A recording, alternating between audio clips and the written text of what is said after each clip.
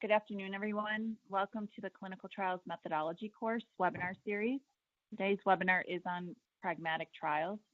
And before I introduce our presenter, I just want to remind you that if you do have a question, please use the chat box to the right of your screen, or you can simply unmute yourself. Also, at the end of the webinar today, please take a moment to evaluate the webinar. I'll provide the link at the end of the presentation. Now I'd like to introduce our presenter. Professor Shaun Treweek is from the Health Services Research Unit at the University of Aberdeen.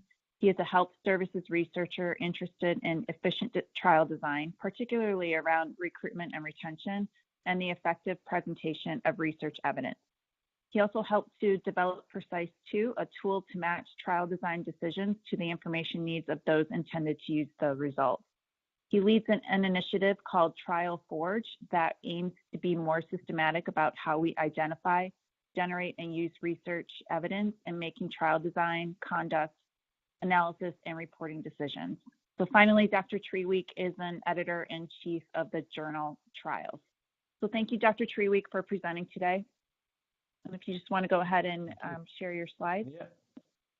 Let's see if this works. So is that okay, Joy? Can you see the opening slide? Pragmatic looks perfect. Excellent. That's great. So, as Joy said, I'm Shaun Treweek. I'm from the University of Aberdeen in the UK. Many thanks for giving me this opportunity to talk to you. So I'm going to talk about pragmatic trials. So trials that aim by their design decisions to be of immediate relevance to people at the front line. So healthcare professionals, patients, people who have to make decisions about the provision of care, such as policymakers and commissioners of care. But before I get really stuck into that, just wanted to take a little bit of a step back and think about why are we doing trials? So all of the trials that we're working on right now, why are we doing them? What we hope we will achieve by doing our trials is that the results we gain from those trials will, when given to people who have decisions to make, improve those decisions. We expect that our results will contribute to a body of evidence on a treatment decision, and that our results, together with that existing evidence, will make clinical decisions made by health professionals and patients and commissioners of care, policymakers. It will make those decisions better because they will be informed by evidence, some of which we have provided in our trials. So we're thinking very much about supporting people's decisions. We want those decisions to be better than they would be without our trial. And when we're thinking of pragmatic trials, those decision makers should be right at the forefront of our mind. Whose decisions are we trying to support? And that is a theme that I'm going to keep coming back to over and over again today. We're thinking about trial results are to support a decision. Who is it who's making that decision? Or rather, who are those people? It's likely to be more than one who are making decisions using our results. So trials are important. Now we know this, but this is a nice slide that came via actually a Twitter campaign a few years ago around International Clinical Trials Day. So an Irish group got together to collect useful little pieces, little snippets of thought that individuals made about why they think trials are important. And this one is from somebody called Howell Williams, who is the director of something in the UK that's called the National Institute for Health Research Health Technology Assessment Program. And what that boils down to is almost certainly the biggest public funder of trials here in the UK. So he directs that program. And what he said was, look, clinical trials are the backbone of primary research to inform those clinical practice, those decisions that I was talking about a moment ago. So these trials matter, and they matter because they are being fed into systematic reviews. They are being fed into clinical guidelines, and those guidelines affect the care of thousands and thousands of people. So it matters. What we do really matters. People are looking to trials and those results to make better decisions than they would be able to make without those decisions, without that evidence.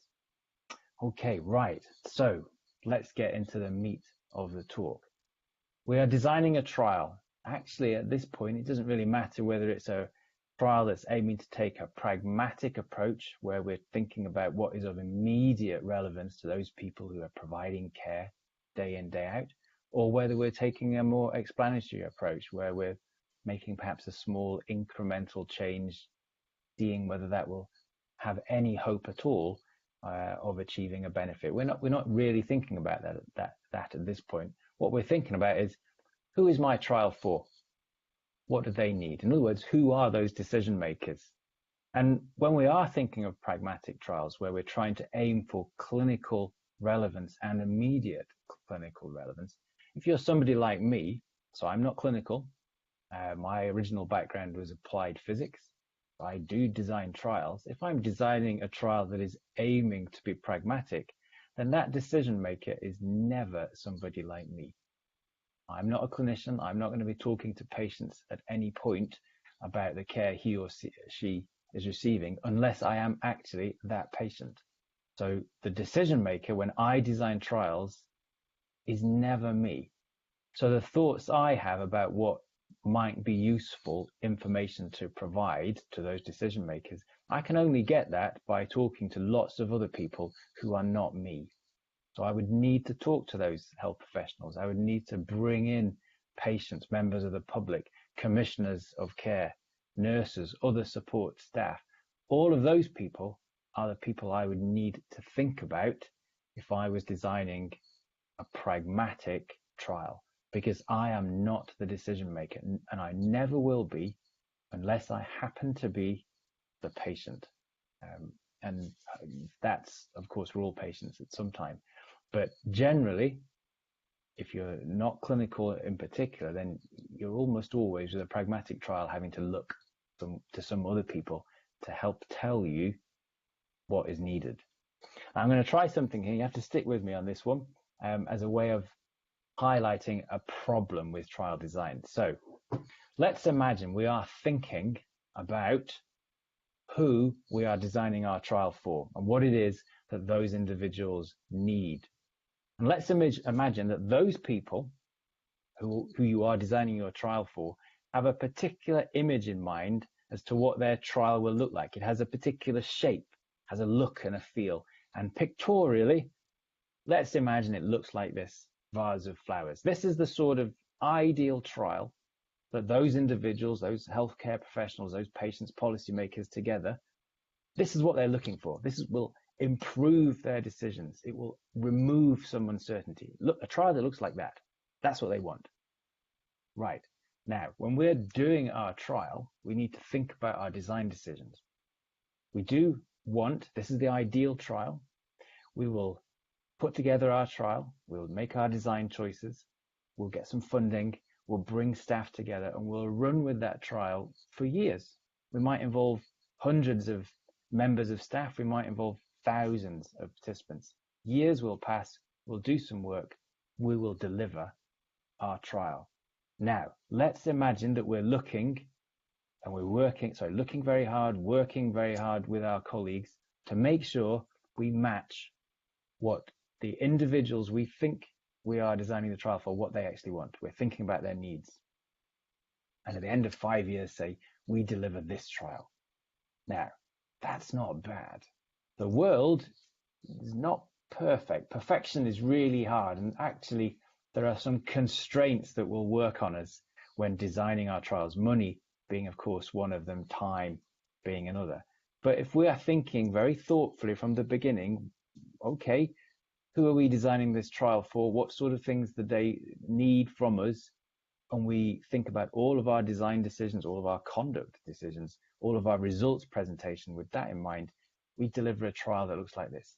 Not quite the same as the thing on the left, but it's pretty close. So I would think anybody who was thinking right at the beginning, well, this is what I would really want to support my decisions. If we delivered a picture on the right to those people, I think they'd be happy. They would recognize that, okay, there are a few limitations, but they've done a pretty good job, especially when you think about the constraints that we all work under. So I think people will be happy. You could see that it's very, very similar. Now, let's think about a different scenario. And I think this scenario happens a lot. Picture on the left, same vase of flowers. That's what people want. What the trial team does is design a trial that they themselves think would be great, and that this is a trial that is needed. They still involve hundreds of people, staff, and they still involve thousands of participants. It still takes 5 years. And at the end of that 5-year process, what they deliver is this picture, a bowl of salad. Now, it's actually quite pretty. So I took that picture about a decade ago because I was so pleased with the salad I had produced. So this here looks pretty, but it's not what the users wanted. What the users wanted was something that looked like the trial on the left. What you have delivered is something which is beautiful. There are things which are really nice about it, except it's irrelevant. It is not what the users wanted or needed. It's not going to support the decisions that they need help with. It's not providing evidence to improve their decisions. It's simply something that's quite pretty. And that's what we want to avoid.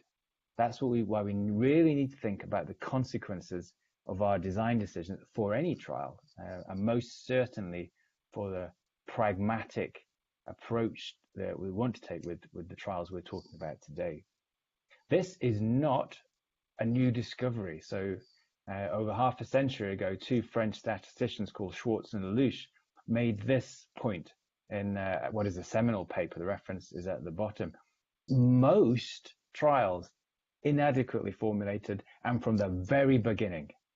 Inadequacy is basic.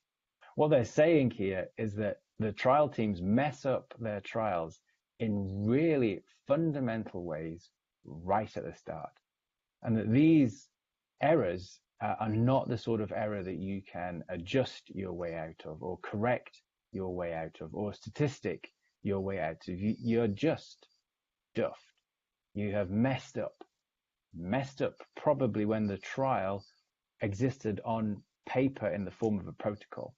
And from that point on, everything that you have done is supporting a trial which has a basic inadequacy, which means that it will not inform those decisions in the way that you think it will inform them. It is that salad bowl, not the vase of flowers. So this is not news, and certainly not new news.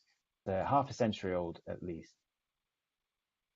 I'm going to give you an example here, which is both nice for our purposes and deeply dispiriting, really. So you'll see what I'm talking about with this particular example. So what this group did was a review, and when they published this particular paper that's up on the screen right now, about 10 years before that paper was published, they'd done a systematic review, the same systematic review. They were looking for which analgesic to use for a particular procedure. So they did a systematic review, hoovered up research studies on that topic, trials on that topic, and they actually concluded that actually we have a very good candidate for the best analgesic, and that is lignocaine. It was cheap, it was easy to use, and it was, crucially, effective. So in that earlier review, I think they found 50 odd studies. They said, look, lignocaine, this is the winner, if you like, in terms of what we have found, and that future work to ensure clinical relevance to decision making should compare the new thing, whatever it is you're looking at in the new study, against lignocaine, because it's cheap, it's easy to use, and crucially, it's effective.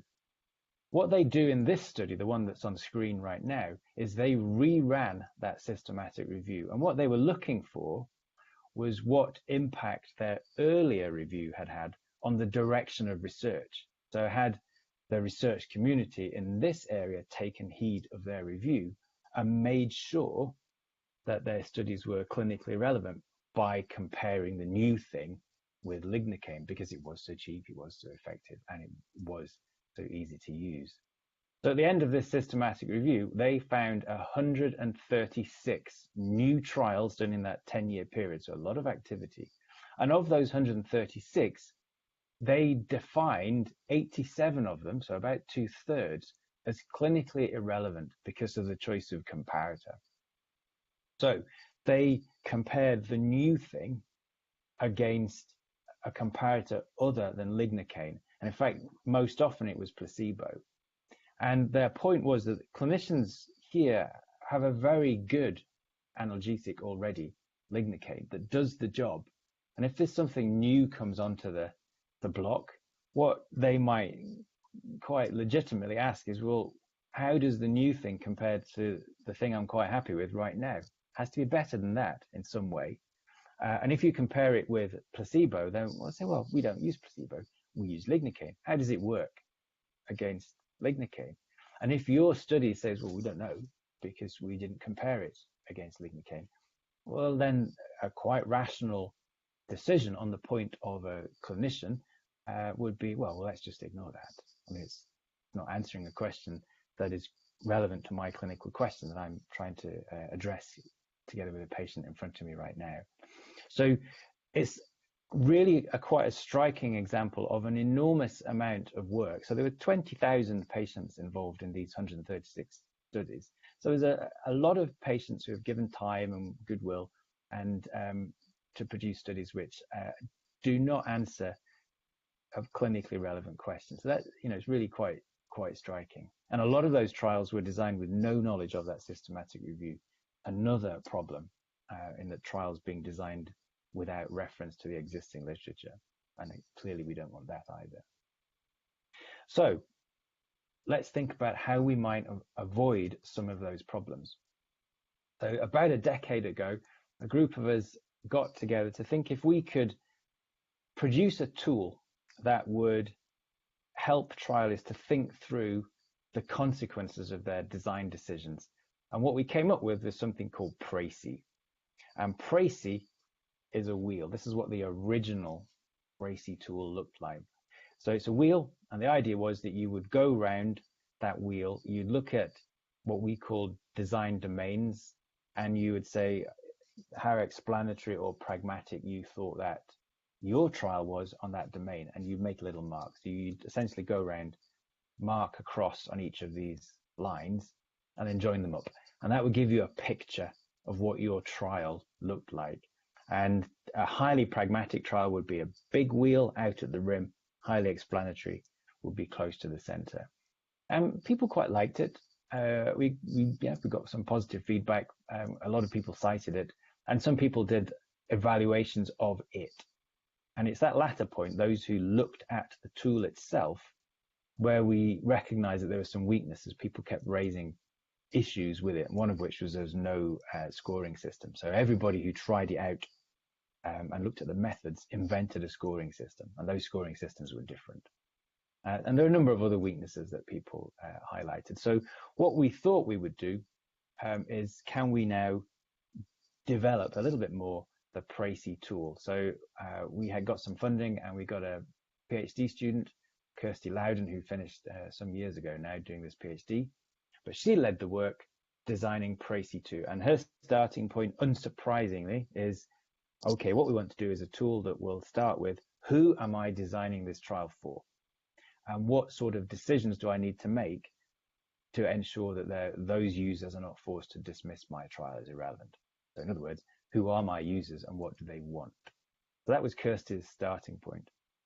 And to cut to the chase, we spoke to lots of people, about 80 people around the world, and a number of times, so it's quite iterative, to develop the original Précis tool into something which we thought would address some of the problems, but also bring in things that people had talked about, but we'd not addressed in that original tool. So this is the wheel, the Précis 2 wheel. It is a wheel. People liked the wheel. You can see a reference up there. It has 9 domains. So the spokes, we call those domains, and there are 9 of them. And what these are design areas where we think there are important differences between a trial that is taking a highly pragmatic approach and a trial that is taking a highly explanatory approach. So there are lots of design domains we could think of, but not all of them separate out highly pragmatic from highly explanatory. There are some domains where we essentially would expect both approaches to design to come up with the same design decisions. So a lot of stuff around internal validity, we would expect no difference between a highly pragmatic approach and a highly explanatory approach. And I'll come on to that right at the end. So these are the 9 that group of about 80 people thought should remain in the tool or be added to the tool. So there's a bit of movement between Précis 1 and Précis 2. And we score from 1 to 5. So there's a lot of discussion about the scoring. 1 to 5 was the one that got the thumbs up eventually. So highly pragmatic would be 5 or 4, highly explanatory 1 or 2. And I'm going to work around a few of these just to show you how it works. But what we took in Précis 2 was the starting point, the reference would be usual care. So you would compare your trial to usual care if that treatment was out there in usual care, so the treatment you're trying to evaluate. So let's think about well, I think this is the easiest one, eligibility, right up there at the top. So if you are evaluating a particular treatment and you are aiming to take a highly pragmatic approach to your trial, you want your trial results to be immediately relevant and useful to somebody who is out there in clinical practice, working with patients, or is a patient, or is making decisions about what treatment to provide in a particular jurisdiction.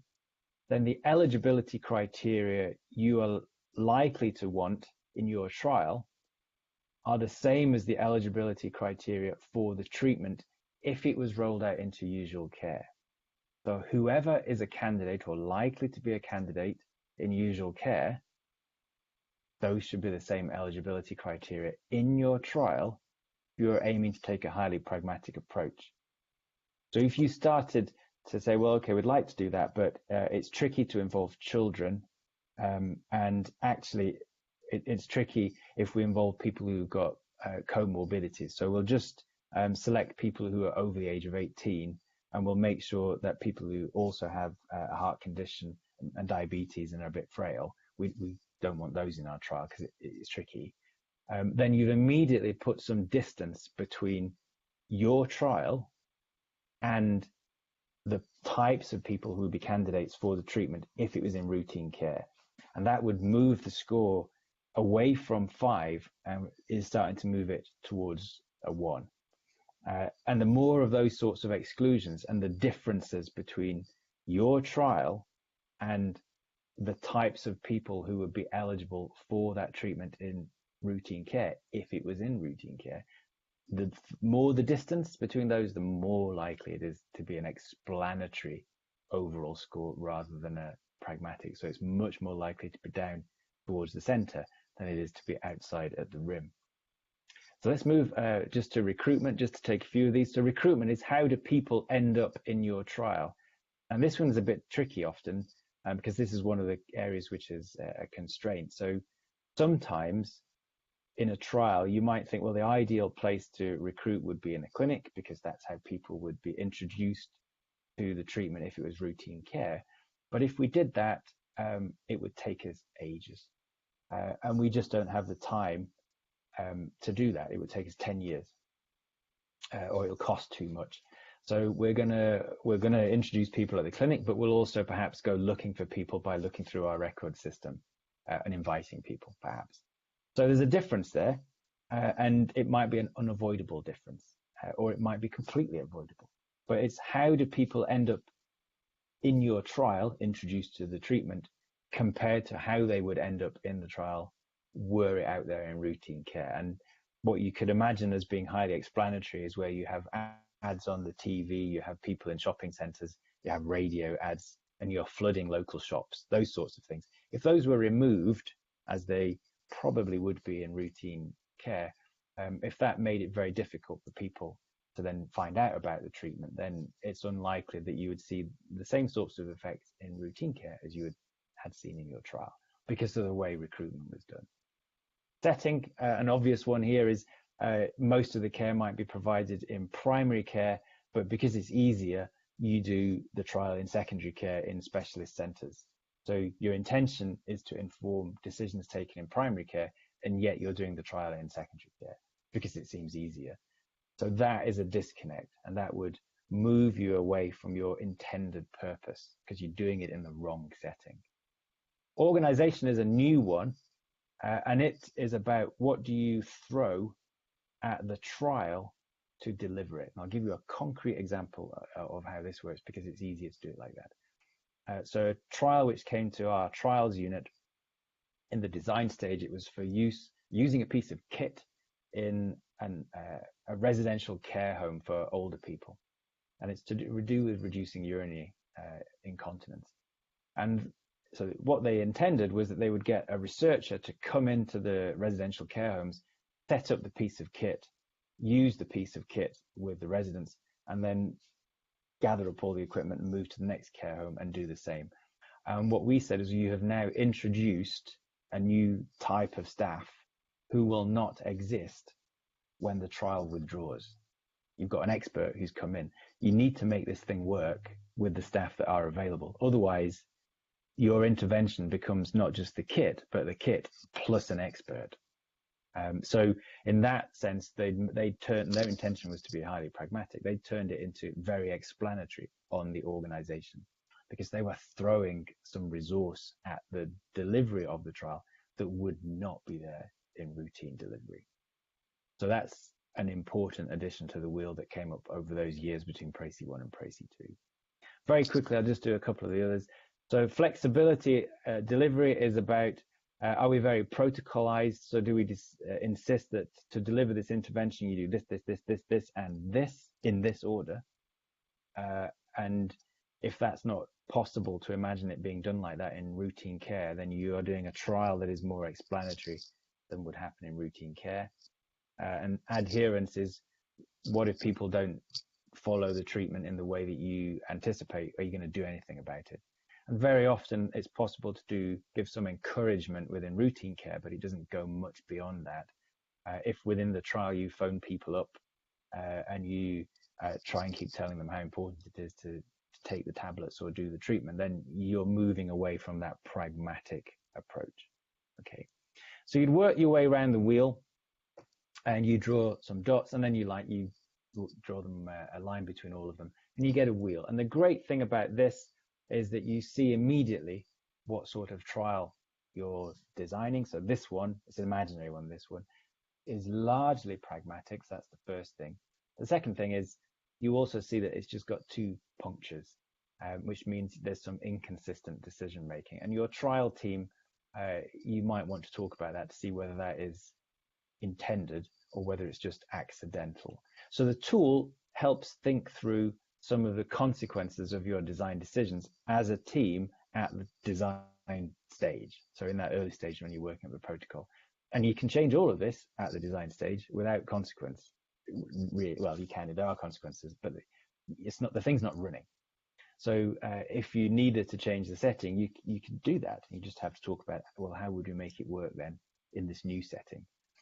But you can see it quite quickly on the wheel. There are some resources to help you with that. There's a paper which was mentioned there, but there's a website that Kirsty Loudon looks after, now hosted in Aberdeen. And one of the key things to highlight there, where it says Précis 2 info, is that there is a crib sheet, an 8-page crib sheet, 4 pages of guidance, quite widely spread. So it's not even as much text as 4 pages sounds, and then some worked examples. And my opinion is that you can get the bulk of the value out of the Précis 2 tool by looking at that 8-page crib sheet.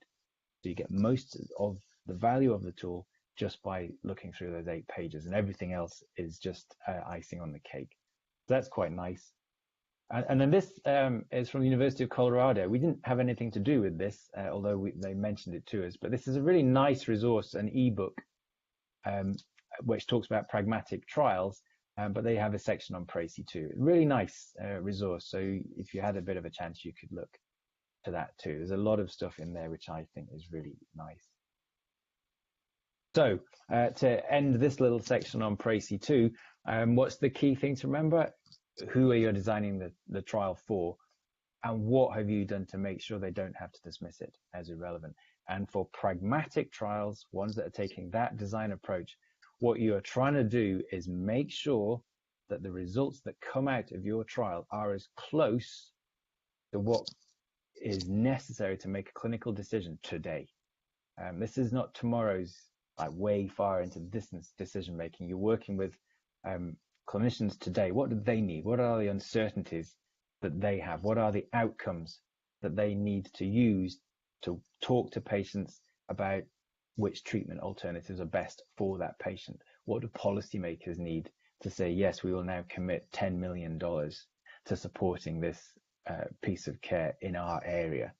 And it's what they want, not what we as researchers might want. So I certainly, having worked with trial units, very often hear investigators say, well, if we did that and collected that, that might produce a really neat paper.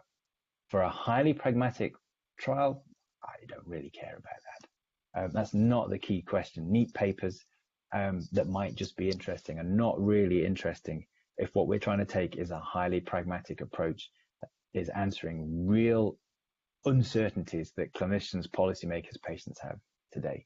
So we want to make sure that we deliver the vase of flowers, if that's what people want, and not the salad. Right, so we're coming towards the end of the talking part. I just wanted to highlight three things quite quickly. So one is discussion does lead to changes in the Precis 2 wheel. So Kirsty, during her PhD, did some exploratory work with trial teams who were designing their trials. And what she did was get groups to come together and before they start a discussion to actually complete the Precis 2 wheel for their trial, and then have a discussion and then do it again.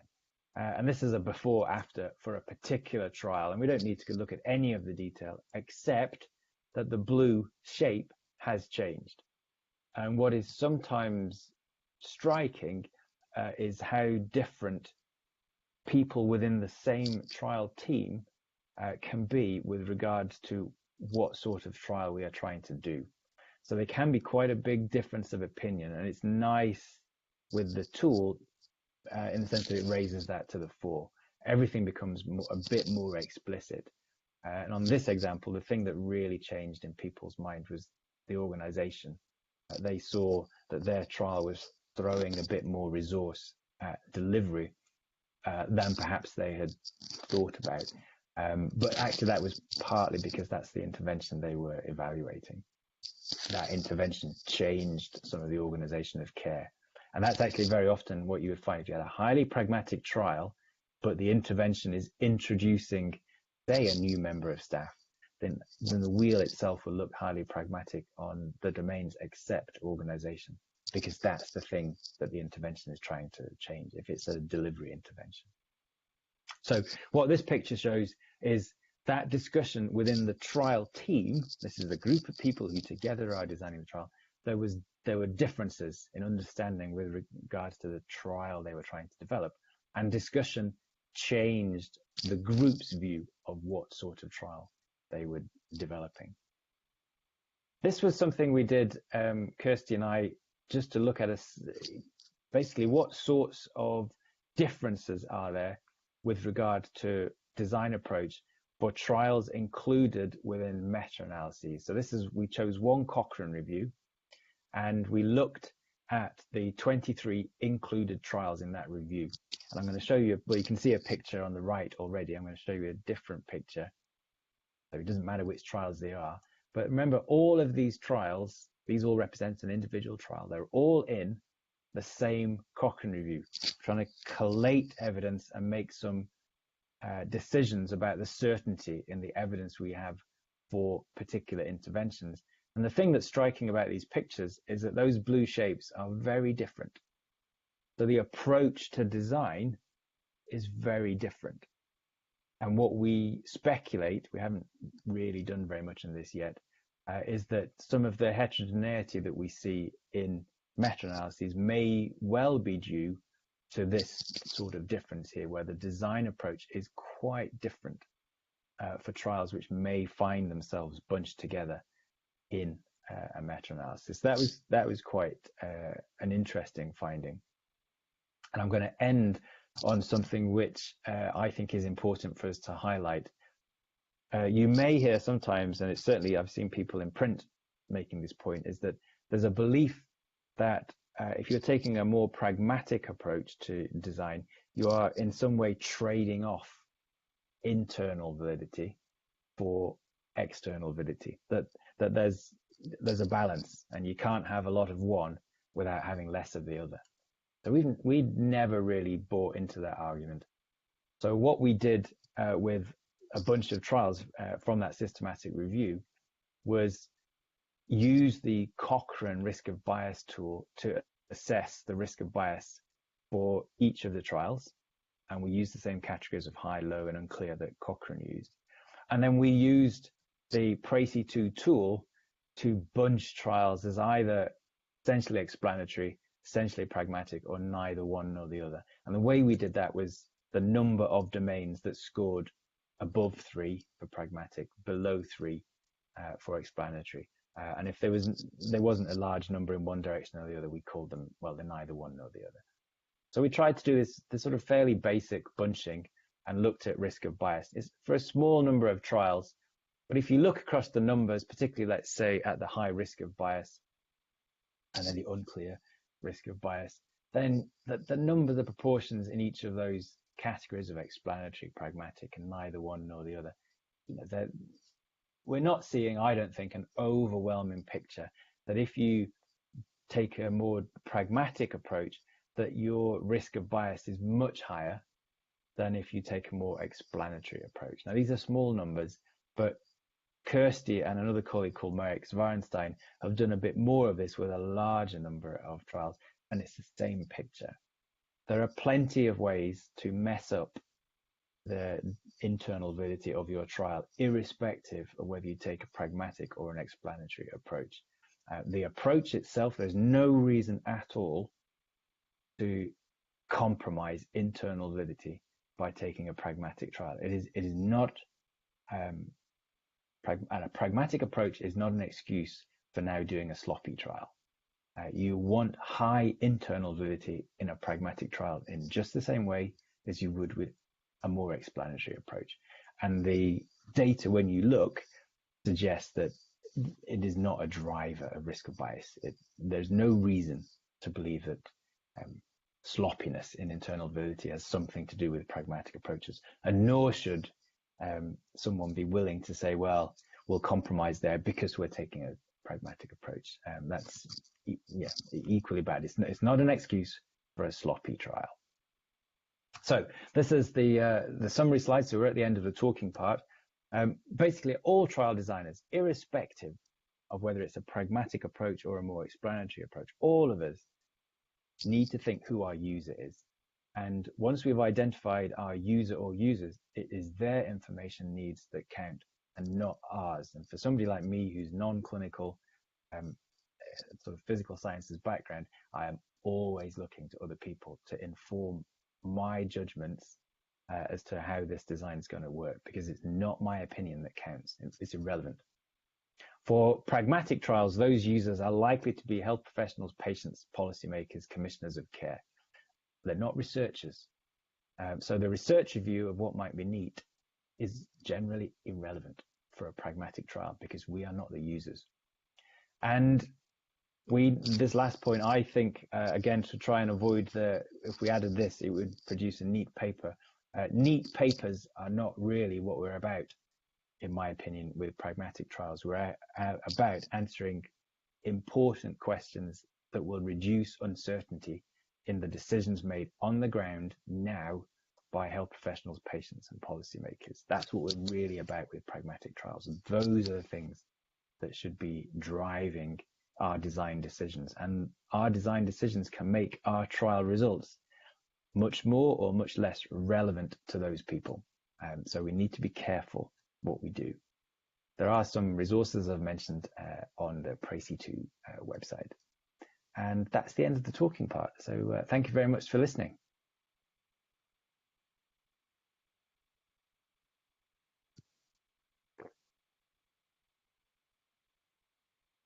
Thank you.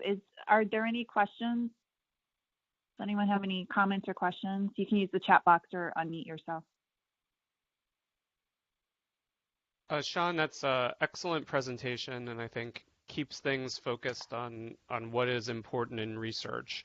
I think one area where I struggle is in that, particularly when we're comparing to an already known effective treatment, it's hard to find new things that actually work better enough to, I guess, motivate funders, pharmaceutical companies, or others to sort of seek out those new treatments. And one thing I guess I worry about in pragmatic trials is when you have a bigger tents, there's probably going to be a little bit more noise. And when there's more noise in the outcome, there's less sort of resolution. And I think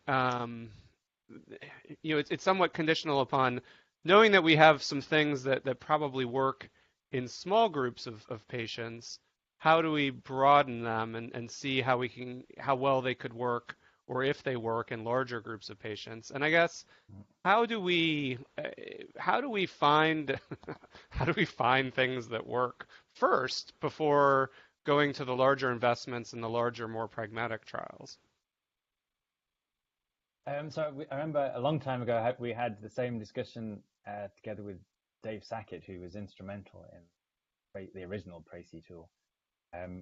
And there are a couple of things which I remember him saying. One was what we have to be careful about is that noise that we think about in our trial is the same sort of noise that is out there in usual care.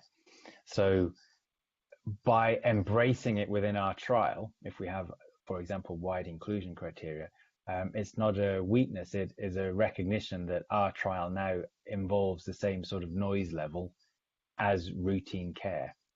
So that was the first thing. So reducing some of that noise is what often pushes people towards a trial that is very unrepresentative of the types of people who will end up getting this treatment. And the crucial point is, I think, is to do with selection. So if you have some way of identifying those individuals who are likely to gain most benefit from this particular treatment, then in that case, you could quite legitimately, I think, have a selection process within your highly pragmatic trial, because you can say we also have a highly pragmatic way of selecting individuals who are likely to gain most benefit from this treatment. Now, your point, I guess, is, well, that's great, but how do we get that initial signal about which groups of individuals are most likely to gain treatment? And again, when we were talking with Dave, what we ended up saying was that, of course, the ideal pathway for trials would be that you start with something which is much more explanatory. You start by thinking about which groups are most likely to gain benefit from this particular treatment, and you look at those individuals, and then you widen it later to see whether other groups can get it. So you would start explanatory and gradually get more pragmatic. The problem is that there's often unlikely to be the funding to support that pathway. There might be funding for a trial. So the best I think we could do is, if there's likely to be one or two, relatively small number of decent sized trials, I personally would take the pragmatic approach.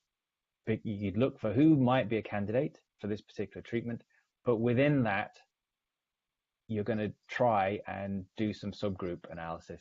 But you acknowledge that up front. So you say that these groups, we have reason to believe from earlier work, say, that these groups may receive more benefit.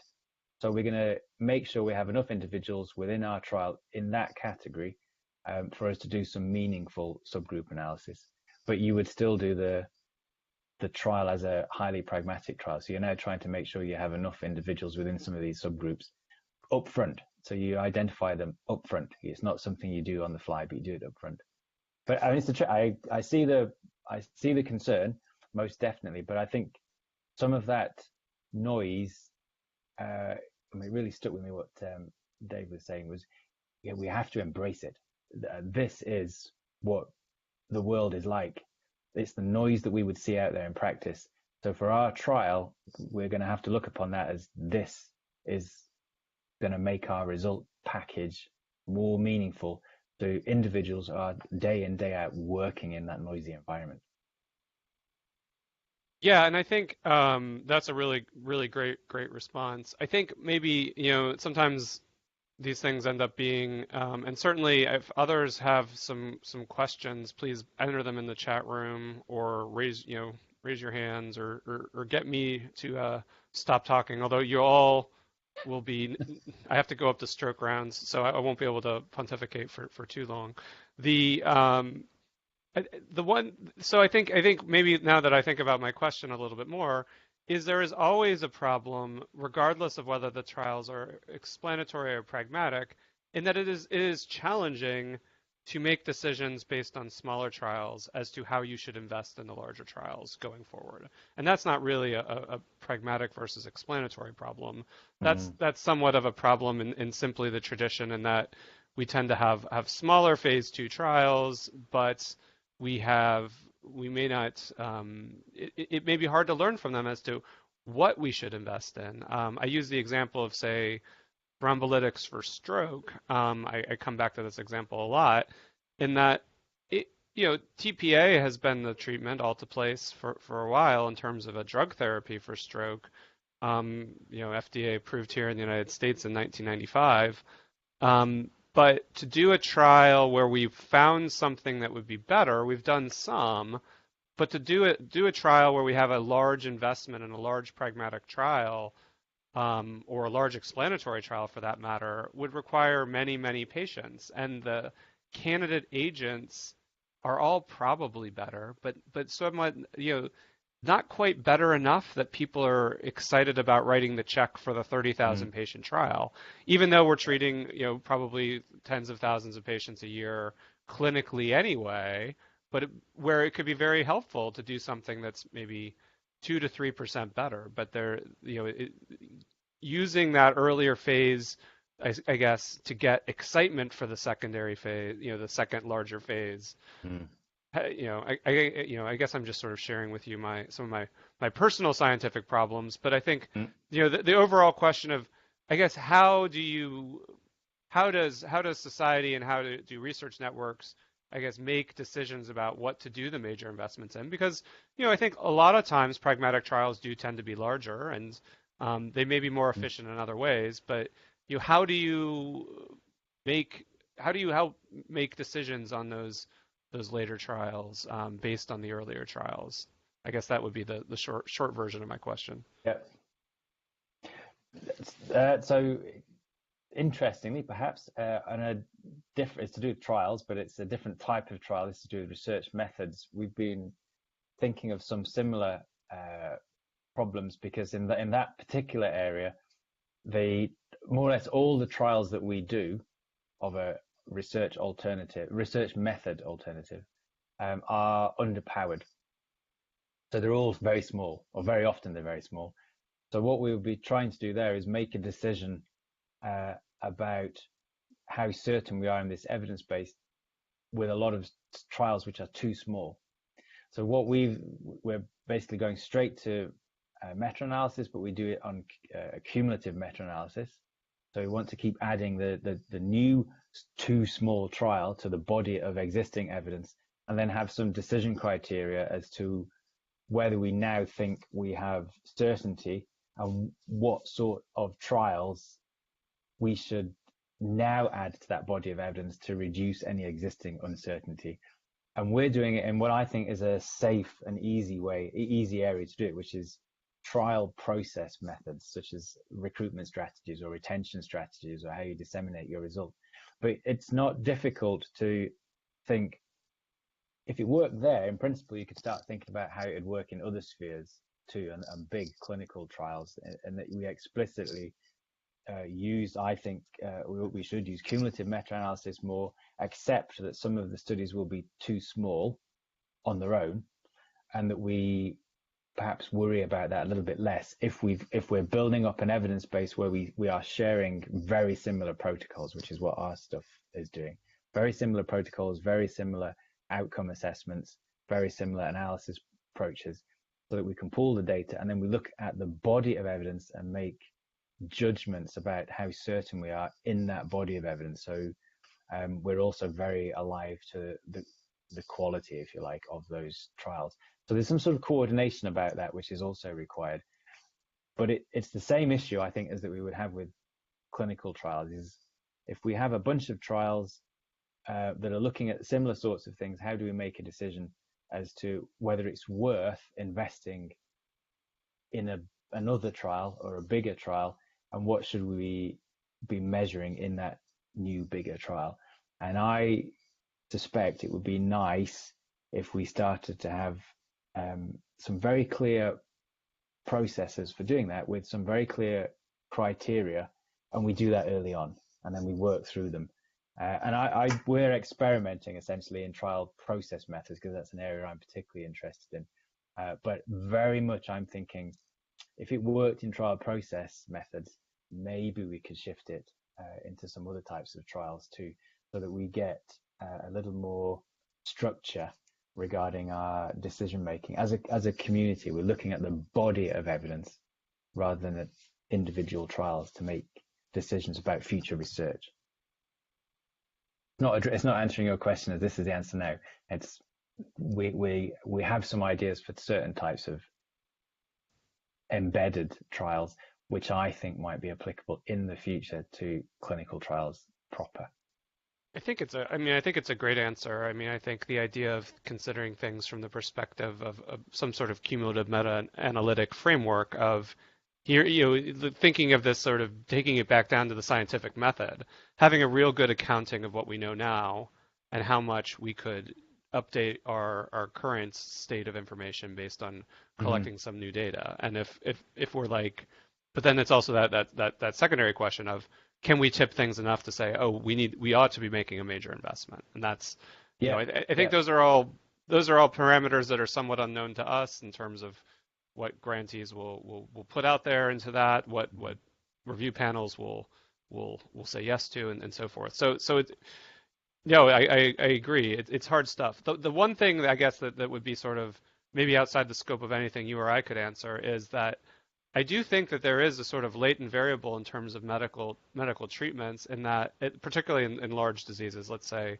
things like hypertension or stroke, in that we do have pretty good treatments already.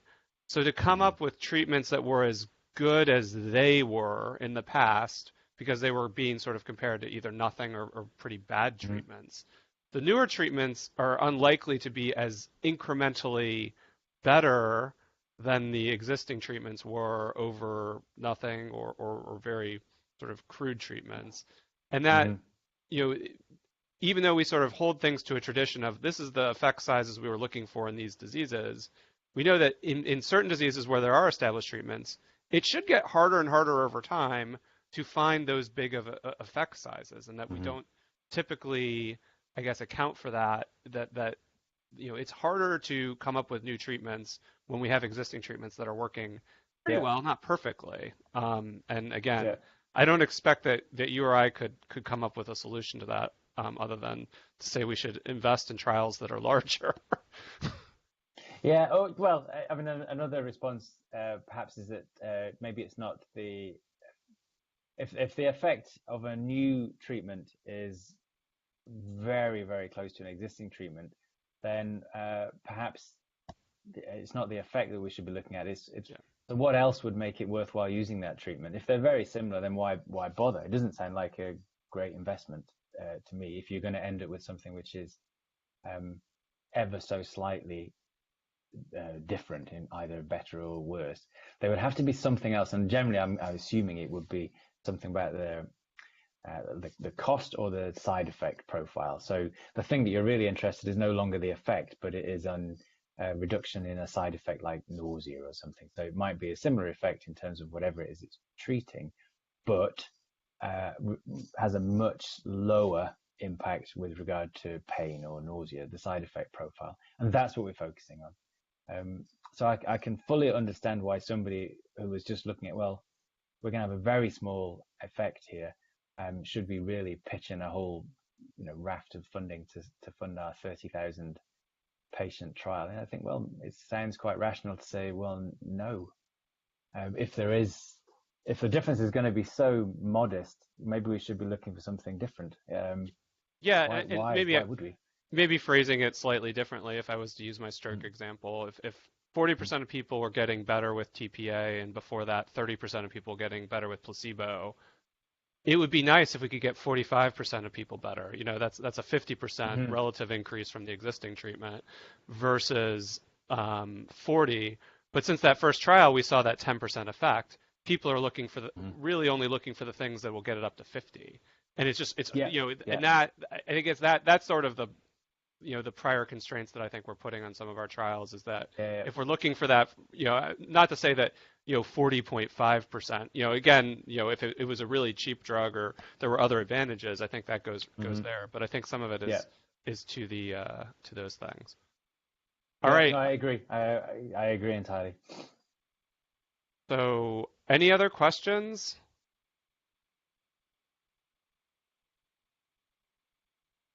All right. Joy has put the link to the evaluation. Please take the time to do that. And just, Joy, is there anything else that you wanted to cover? No, I just wanted to thank our speaker, Dr. Treweek. Thank you again.